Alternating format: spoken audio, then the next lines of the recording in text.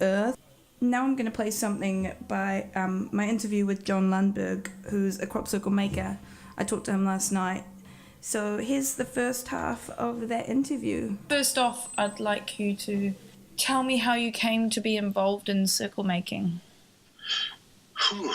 That's going back quite a long while now. I mean, my background's in fine art. I studied fine art. And I guess it goes right back to my teenage years, because right from a very young age, I'd always had a real interest in the paranormal and things that are kind of outside of our normal kind of alleged experiences. And then when I went to university to study art, I kind of put all that aside, because in my mind, paranormal had absolutely nothing to do with fine art and kind of art practice. And so it was, I just kind of locked it away in the box really in my head, and actually didn't really look at anything that was relating to the topic of UFOs or, well, actually right back then, kind of crop circles weren't even in the media. So, but kind of other kind of paranormal phenomena. And I guess I started to see coverage of the circles in the late 80s, kind of when they first kind of came to kind of public prominence, and it kind of piqued my interest, not from an artistic point of view, just from a kind of reopening that kind of door in my mind about the paranormal. And around about the time, this is kind of the early 1990s, I was introduced to an artist called Rod Dickinson. And like me, he kind of had an interest in kind of the paranormal and was an artist. And, I guess going out and making our first circle just came out of a conversation where we didn't know what was going on. I think we were both quite happy to believe that it could be something that was kind of off-planet, kind of extraterrestrial, interdimensional, non-human.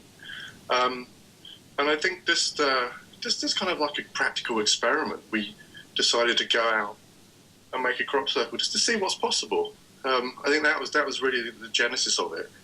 And we went out and made a very simple circle. I mean, this is back in the early 90s, so crop then weren't exactly kind of complex, designs. They were called crop circles because initially they were just circular, flat areas of crop. And, we made, it wasn't just a circle, it was a little bit more complex, but really, compared to the designs that are made today, it was very small and very simple. And so we made this thing in Wiltshire. And, again, this is kind of pre-internet as well, so it's not as if you could kind of go and look it up online and see what the kind of reaction was.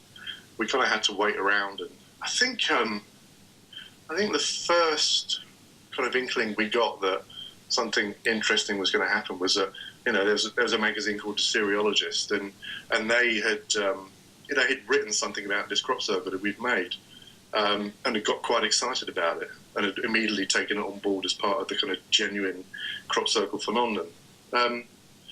And I think for me and Rod, I mean, back then again, we're just doing this as a hobby outside of our art practice. We're not going out making these things as artists. And I think it was just the beginnings of seeing that there was just maybe something really interesting from a kind of an artistic point of view that was kind of starting to happen in terms of going out, making the circles anonymously, and then kind of seeing what happens. How have you seen this develop since your original circle? In terms of an art practice, or? Yeah, I guess, or perhaps what compelled you to originally make this circle to what would compel you now? Well, like I say, originally it was, I think it was just like a practical experiment. I mean, Rod was working as a kind of a prop maker as well, so he had that kind of mind where he enjoyed kind of physical problem solving, and so I guess he was kind of like a natural born circle maker. Okay, so I guess back then, I mean, I remember Rod saying that circle making had nothing to do with his art practice, and that to him it was like he was also a windsurfer. And he said that, the circles we were making was analogous to him going and kind of windsurfing. And, after a few months of doing it, I decided that this really wasn't just a kind of an odd hobby. This was something really interesting, you know, to kind of explore as an art practice. You know, and how I feel about it now compared, you know, you're going back, what, 22 years or something. And Yeah. obviously, you know, like I say, we didn't even realise we were making art at the beginning. And so we had to kind of, I don't know, we had to find a whole kind of intellectual framework, I guess, for what we were doing, because there really wasn't any kind of artistic, kind of, you know, precedence for it. Not that we could find anyway. You know, so what are we doing? We're working anonymously. You know, what do artists do? Well, you know, you think of an artist, you think of a name of an author. And what we were doing was, you know, going out and making these things anonymously. And it's that gap in information about where the circles have come from is really important, because what happens is that it allows people to fill in the gaps. And so, you know, the kind of crop circles that we create and others create act as kind of Rorschach tests, kind of ink blot tests, where, you know, you go and stick them out in the environment, and then different people have very different reactions to them. You know, one person will come along, they might be a dyed-in-the-wool skeptic, they'll have a look at it and say, well, it's obviously man-made, you know, there's nothing kind of paranormal here. And you have the other end, who are the kind of the crop circle believers, because it is, you know, it is a matter of belief, and they will come and they will find, you know, traces that show it couldn't possibly be man-made. That, you know, can't happen if we're attached as authors to the work. It immediately, you know, it becomes, it doesn't function properly, because it basically becomes a specimen. It becomes, everybody knows what it is. It's flat. It's been flattened by a human, and so there's you know, there's nothing more here to explore. You know, it kind of takes it out of the realm of the paranormal. And so the gap in information is really important. I mean, would you say the circle makers were trying to encourage a belief in a non-human origin of the circles? Absolutely, yeah, absolutely. I think it's an integral part of what we do. I think, you know, if we ever got to the point where really, you know, very few people or nobody would kind of look at a crop circle and entertain the possibility that it's of non-human origin, you know, if that's the case, then I think, you know, we wouldn't kind of continue to do it. And we've done things as an adjunct to our crop circle making to kind of, now, what's the best way to put this? In short, yes, we've done everything we can to promote the idea that crop circles are made by non-human entities. You know, on a very practical level, one way of doing that is to create designs that are very large and very complex, and to put them down, you know, under cover of darkness, you know, in one night. Mm-hmm. And just on that level, on a very practical level, then when people look at it, they say, oh my God, it's, you know, it's so complex. It's, you know, it's hundreds of foot across. It's got hundreds of circles of different geometries in it. It couldn't possibly be man-made. So just on that. Yeah, and I guess location as well. Yeah, I mean, location is a key part of what we do. I mean, we have always primarily worked in Wiltshire. And I think, you know, it's I describe it as a kind of a mythical landscape, because you've probably got more Neolithic kind of landmarks in that area than anywhere else in Europe. So you've got Stonehenge, Avebury, you've got different barrows, you've got Silbury Hill, and all of these Neolithic kind of sites, I guess, just seem like the perfect place to put down a circle in relation to the Neolithic site. And so, again, on a practical level, you already have people who are coming to visit kind of as tourists. And so, you know, you naturally then get a kind of trickle down for people to come in to see the circle. But people who are going to those sites are drawn to the area. I think not all of them, but a lot of them are, because there is this kind of, you know, mystical kind of, you know, framework that these sites exist in. And the crop circles just slot into that very well. You know, they basically they feed off each other.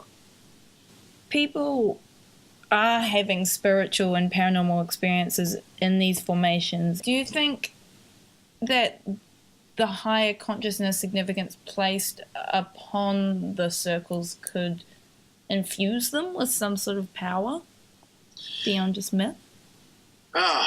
It's an interesting. There are documented, kind of phenomena that happen around crop circles. And again, I'm not a dyed-in-the-wool skeptic. I think everybody, kind of from the believer's point of view, from the crop circle research community, think I'm a dyed-in-the-wool skeptic, and what I want to do is debunk crop circles and, kind of undermine their belief system, which, is entirely the opposite of what I want to do, really. I kind of want to support that system because that system has a very symbiotic relationship to my art practice and it supports it. But in terms of phenomena that happen around the crop circles, there are some interesting videos out there of lights that are kind of seen in the circles. And there is, I guess a lot of it is kind of pseudoscientific kind of research, but there is this kind of nominal, kind of strange body of material that sits next to and kind of interacts with our crop circles. And, it's an interesting question. I guess if you're going into a crop circle with the mindset that this is something that's truly kind of out of this world, then, you're setting yourself up for a situation where, maybe you're going to have experiences, even if they're kind of psychosomatic experiences, but you're going to have experiences maybe that fit into that kind of worldview, that you're in this thing that's kind of come from out there, from, it's of non-terrestrial origin, be it interdimensional, time traveling, or, people just coming here from Zeta Reticula. Well, not people, obviously, but... Have you had any strange experiences out there making them? Yeah, we have. We've had,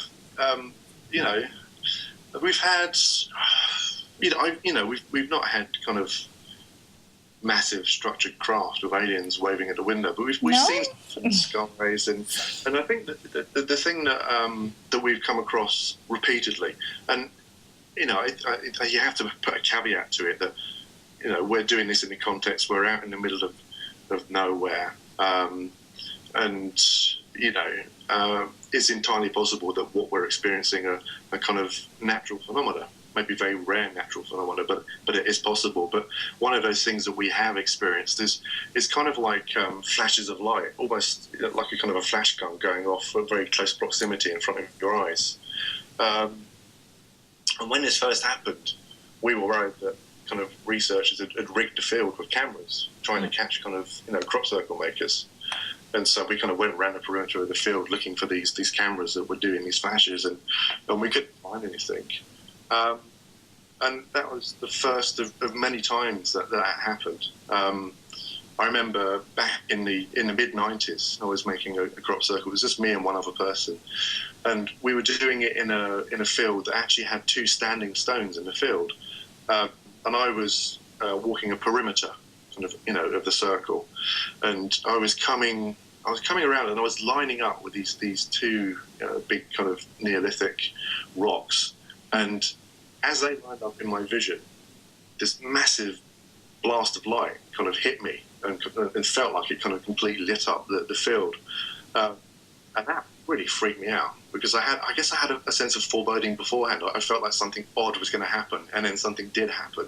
And I had to have a long conversation with the person I was making the crop circle with, because I wanted to leave. I wanted to get out, saying we can't leave. We had to finish. We can't leave it half done. We had to finish it. And so I kind of had like a little 15-minute break, and then we kind of continued and made the circle. But these are not. I don't know. For me, it was a strange experience. Maybe someone can hear the story and say, well, it's obvious what that is. It's a rare atmospheric phenomena, or I don't know. I don't know what it is. But so I'm open to the idea that even whilst you're making a crop circle, you could possibly be kind of catalysing other kind of paranormal events. Are you open to the idea that any circles could be produced by extraterrestrial or paranormal forces? No.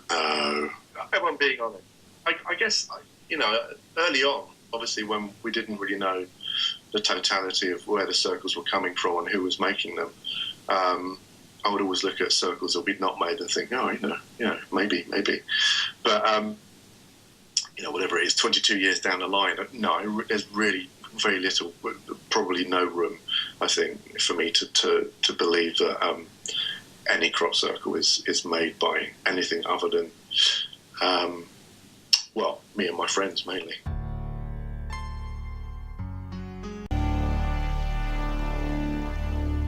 You mentioned crop circle believers and researchers, and I guess to a lot of them, groups like yours represent a huge betrayal of their beliefs and of their study. But on the other hand, these are the people who are the active participants in your artwork. What sort of reaction have you experienced from this group? I mean, early on, I think, when I was getting involved in crop circles, I used to go to a lot of conferences, and back then, people didn't really know who I was, and so it was very easy to just kind of slip into that community and be, relatively anonymous. But it's much more difficult for me to do that now. If I'm seen in the crop circle in Wiltshire, it's not usually very long before someone recognises me. So it's much more difficult these days to slot into that community. But I used to kind of be around that community, and it's the same as kind of I think a good analogy is politics. That you have a whole kind of spectrum of belief. You have the people who are kind of happy to talk to me and other circle makers, and are kind of open to the idea that maybe some circles are, man-made, although they still want to believe that there are other kind of authors to the circles. And then you have a spectrum going right up to, the kind of what I would call the extremist wing who people like, there's a guy called Michael Glickman, and he really tries to argue that there's not a single crop circle ever in the history of crop circles that was man-made. Certainly, obviously we do commercial stuff these days as well, and so if he's trying to argue that those are, be it a, I don't know what, kind of a Mitsubishi car or whatever it was that we've made, for me it's a very untenable kind of ideological position, but, lots of people in the world have untenable ideological positions, and it's so, people like that, obviously, I don't get on with. or I would happily get on with them, but they don't get on with me. And those are the people who are usually quite aggressive and I mean, just being in the proximity of me, I think they would see, I'm the heretic. I'm there to attack their belief system, and so they immediately kind of go on the defensive. So, I kind of these days. I guess alternative belief doesn't necessarily mean open-mindedness. Well, exactly. But because I'm not a skeptic. I mean, there is this whole rise now of kind of skepticism, and I don't know. I'm kind of I'm slightly suspicious of it. You've got a website dedicated to the understanding of this idea of ostension. Oh, well, there you go. And so I guess you're more involved in this process than most people. So could you just explain this term? Yeah, the kind of website is ostension.org, and it tries, I think, in very kind of simple layman's terms to explain what ostension is. And I'll just do a little preamble, which is that before I was talking about when we were first making circles, we had no kind of intellectual structure to kind of understand what it was we were doing in terms of an art practice. And then I came across a folklorist called Bill Ellis, who actually spoke in London at the 14 Times kind of convention. And that was when I first came across this word ostension. And in layman's terms, basically ostension is when something that is mythical or folkloric, let's say Bigfoot, it's when that kind of crosses over into real life. And so if I decide to put on a Bigfoot costume and go out and wander around kind of in a forest, hoping that someone might see me, and then somebody does see me, and then they go off and say, we've seen Bigfoot, that's an act of ostension. I'm enacting a piece of mythology, a piece of folklore. Well, I guess ostension in relationship to circle making is, it's a bit chicken and egg, to be honest. If you go back to Doug Bauer, was kind of the progenitor with Dave Chorley of the kind of contemporary crop circle phenomenon, like making circles in the kind of mid-70s in Hampshire.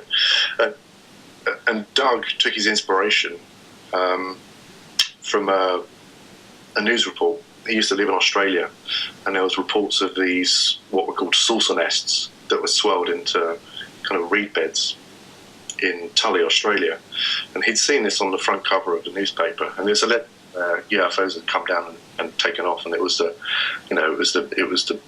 landing mark of a UFO. And that was in the 60s. Doug saw that, and it kind of was in the back of his mind. And in the 1970s, he decided that he wanted to, he wanted to see a UFO. He lived quite near Warminster, which was kind of the epicenter of a massive kind of UFO flap, as they call them. Lots of people were seeing UFOs in and around the area, and he never saw anything. And I think he just got frustrated that he couldn't have that kind of psychological experience of interacting or viewing something that was allegedly not of this earth. And so he decided that if he couldn't have that experience, he'd like to give it to somebody else.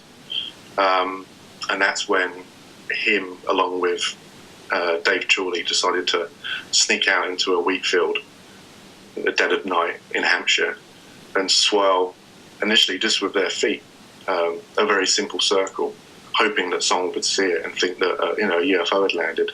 So, that act, I guess, was the initial ostensive act of crop circle making. Doug taking sort of myth of UFOs coming down and leaving what are called saucer nests back then. Crop circles didn't really exist. And then transplanting that to Hampshire in a Hampshire field, and wanting to give people that kind of psychological experience of experiencing something other, which is great. I think, and I'm not joking, beyond any other artist, for me, Doug and Dave are the greatest artists of the 20th century. How do you make the circles now? No, again, and I guess it reflects on Doug Bauer's genius as well, really, which is he designed something called a stalk stomper to flatten the crop. It's essentially a 4-foot plank of wood that's got holes drilled at either end, and then you have like a 6-foot loop of rope that is attached to either end of that board, and then you hold the rope like reins, and you put one of your feet on the middle of the board, and you move forward in loping steps, and that's how you flatten a crop circle. It's a really effective tool. You don't have lots of paraphernalia. If you're sneaking into fields at night, the last thing you want to do is be taking in tons of equipment. The stalk stomper's the right size that you can tie a knot in the rope, and you can just sling it over your back. You can basically walk around hands free. So you can be doing other geometry in the circle while you have this thing strapped to you. It's just a really efficient, well-designed tool. Doug designed that in 1976, and as yet, there's nothing that will better a stalk stomper. I was on a plane in America. I was going between destinations, and as you do, I started having a conversation with the guy next to me. And he was a surveyor, and he was asking what I do, and I said I make crop circles, and he said very nonchalantly, so these days you'll be using GPS and lasers, won't you? No. We use plank of wood and surveyor's tapes. There's no need for GPS and lasers. You can achieve everything you need to achieve with very simple tools. And I think as soon as you start to complicate and bring technology into what you're doing, you've got much more chance of things going wrong. There's no need to overcomplicate. It kind of harkens back to kind of an earlier age, and that kind of human need to mark the landscape as well. Somehow it feels right to be doing it with very low tech tools. I think to be out there with GPS and laser would just, I don't know, it wouldn't feel right. It wouldn't feel like the right way to go about making what is essentially a kind of a mythical kind of artwork. How illegal is what you're doing there, sneaking in and flattening crops? Well, it's illegal. I always say it's the least interesting part of our art practice. It's something, we go without permission because we want to make these things anonymously, which means that nobody knows where they came from. And so just on a very pragmatic level, that means that we have to go in, without permission, so nobody knows we're going in. But yeah, obviously, if you're cool, there are. It would be trespass and criminal damage would be what you would be hauled up in front of the judge for. There have been people in this country and abroad who've been arrested and prosecuted for crop circle making. So, you can't, but it's, I mean, you're not going to go to jail for it. I mean, not that I want to be caught, but it's, usually what happens is you have to pay the farmer reparations. And so, it'll be whatever, £40, £50, £100 for, the damage to his crop. And actually, I would say in terms of crop damage,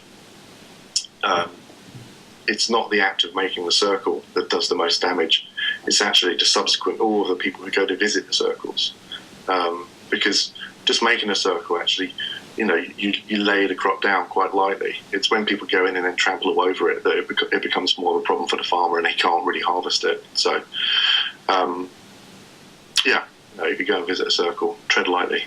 And I guess if they're entrepreneurs, then they can make a bit of money from all the tourists coming to see the crop circle.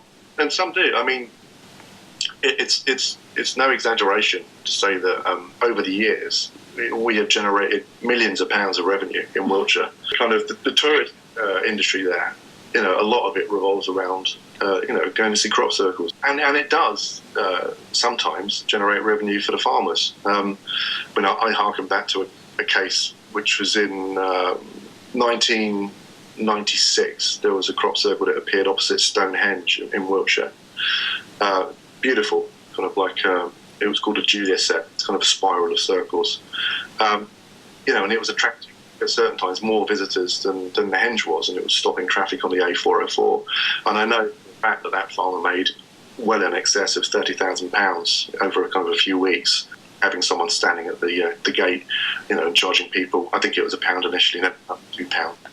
And great, if the farmers can do that, I think then everybody wins. We go and make our artwork, and the farmers don't get annoyed because they get revenue off of these artworks that are in their fields. I mean, not every crop circle is like that. Not every crop circle is spectacular. Do you guys ever claim authorship of your circles after they've been made?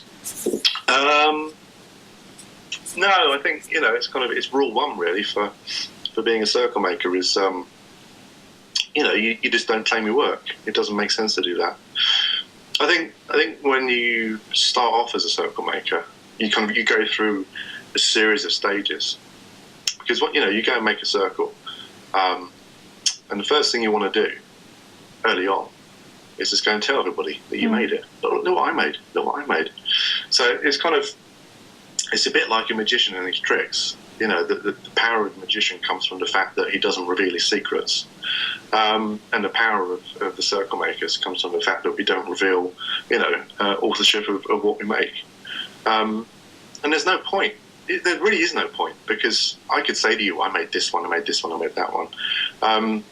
And all of the researchers, would say, well, prove it. And then you'd give them proof, and it wouldn't be enough. You can never, people who use a belief system to inform investigation, there's no point showing these people empirical evidence, because it doesn't, it doesn't cut the mustard. They will always do intellectual double-back somersaults to explain away what it is that we're showing them in terms of evidence, even if it's like photographs of before and after, or footage of us making it. They'll say it's been doctored in Photoshop, or it's digital, or so cognitive dissonance. Exactly, yeah, exactly. And so it just doesn't make sense on a very practical level, even to try and start claiming the work. But like I say, it's not something I'd ever want to do. There's no point. As a Fortian, you described yourself as, how does knowing the position that you play in making crop circles affect your belief in maybe other paranormal events? That's a good question. I've got to think about that one. Well, I think, early on, again, going back to magicians, because I think there is a lot in common with what we do and what magicians do. I think when me and Rod started making the circles early on, you really do get a peek behind the curtain. You do see the mechanics. You see the mechanics of belief, really, which is fascinating, really fascinating. And it informs, not only, my interest in the kind of paranormal and other paranormal phenomena, but also just across the spectrum in terms of how I view politics and government, and just how everything operates, really. Is that once you've kind of seen this behind the scenes view of how something works, it can't help but form how you look at everything else. But it hasn't turned me into, like I said, it hasn't turned me into a skeptic. I still think it's fascinating. It's just a difficult question to answer. Not that my worldview was particularly black and white at any point, anyway. But it's definitely made my worldview very grey, which is that you have to question everything, really. And there's always people behind the curtain kind of pulling levers. I don't think that's a particularly big revelation, but it's I experienced it on a very kind of very visceral, very kind of practical kind of level. Well, I guess I could ask you a lot more questions, but I'll let you go. Maybe finally, where do you think the crop circle phenomenon can go? I mean, how have you seen it evolve? There's probably a lot less mystery around it these days. Yeah, it's interesting, isn't it? I mean, like I say, I've been around it for 20 odd years. Yeah, I mean, there still is a strong pool of believers. Certainly, if you travel to America, which I do on occasion, there are people there who are much more willing to kind of buy into the kind of crop circle mythology. And here, still the media every year, plays out the kind of, certainly, for some reason, the Daily Mail love crop circles. Every summer, crop circles. And so, there's still an appetite, for the circles. But it's an interesting question. It's kind of, when I got into it, it really was just simple circles. And now you look at them and they are huge, they're huge undertakings as well. You're talking, it's almost like a military operation, to do the really big complex designs. It takes a lot of kind of production work beforehand, to do the construction diagrams and work out, how the teams will separate out and what they will do and the most efficient way of making this thing at night. And then, actually going out and making the thing, it's not an easy thing to do. And I guess what I'm trying to say is that it's got up to the level where the designs are pretty much as complex as they can be. There's really not a lot more room.